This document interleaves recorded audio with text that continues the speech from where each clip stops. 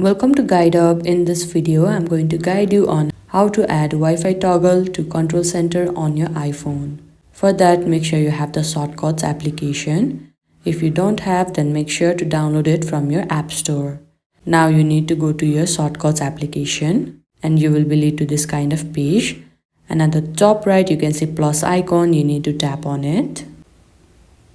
And there at the search action box, you need to simply search for Wi-Fi. And at the third, you can see state Wi-Fi option. You can tap on it. Now there you can see turn font in blue color. You can tap on it. And this kind of box will pop up. You need to tap on toggle. You can also tap on set Wi-Fi at the top. And there various options will be provided. You can even rename the Wi-Fi. You can also choose an icon.